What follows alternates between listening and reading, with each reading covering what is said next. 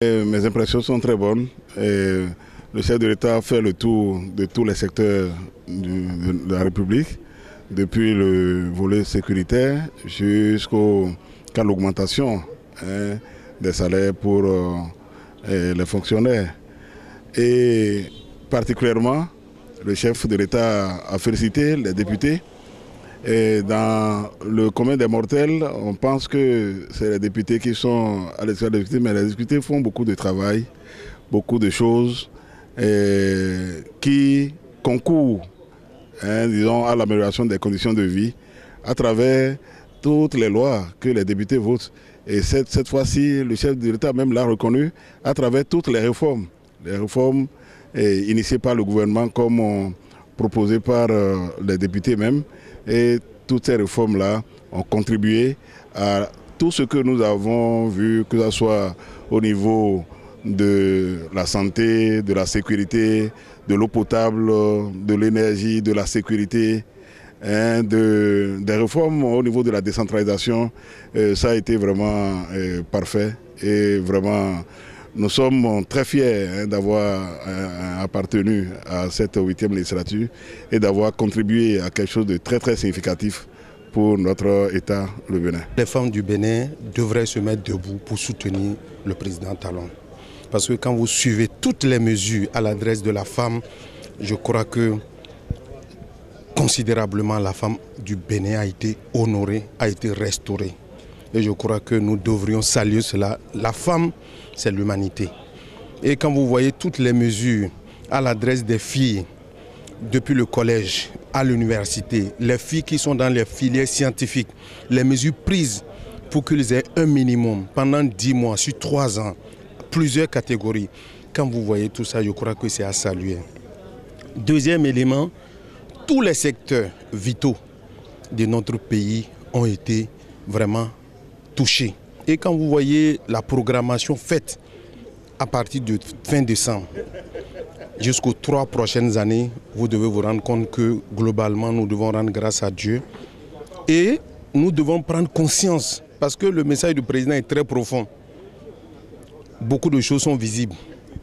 Malheureusement, il y a des gens, tant que dans leur propre poche, ils n'ont pas quelque chose, quel que soit ce qui est fait pour le pays, pour l'ensemble, ils ne voient pas. Et c'est à cela que je voulais inviter la population à doubler d'efforts. Seul le travail personnel et individuel permettra à chacun de nous d'avoir un pouvoir d'achat important.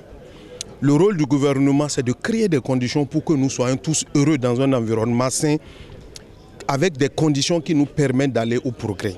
Et c'est ce que le gouvernement fait et c'est ce qui est fait. Donc je salue ce discours qui vraiment nous rassure, qui nous engage sur le chemin du développement.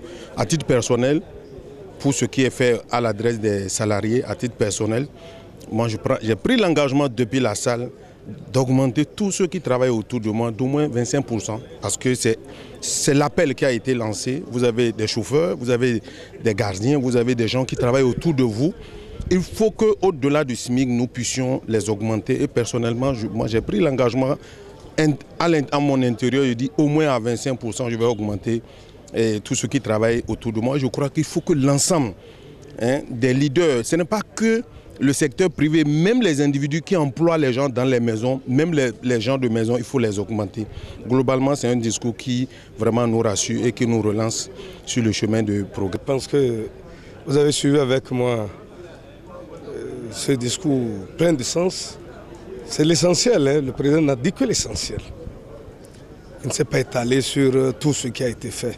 Et je pense que nous sommes très heureux et de travailler, d'être député au moment où il est président. Parce que vous comprenez que, sincèrement, cette législature que beaucoup ont stigmatisée, les stigmates sont venus de partout par rapport à cette législature.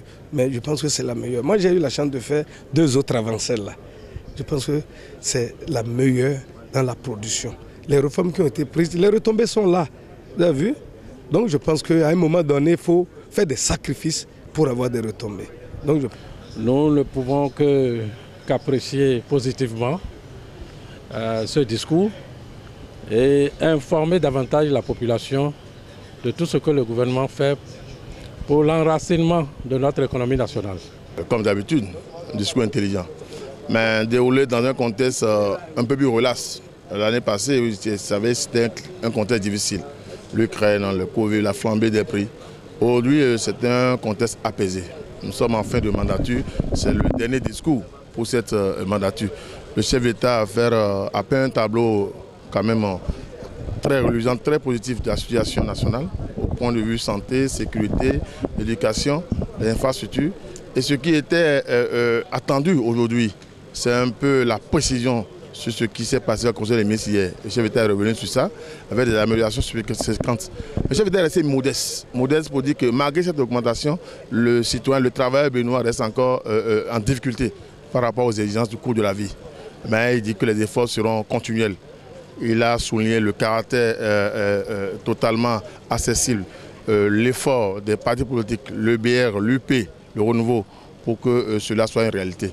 Il nous a félicité, il nous a salué par rapport à cette législature qui est partie dans des conditions difficiles, mais qui au finish a fait un travail titanesque dans le sens du développement de cette nation.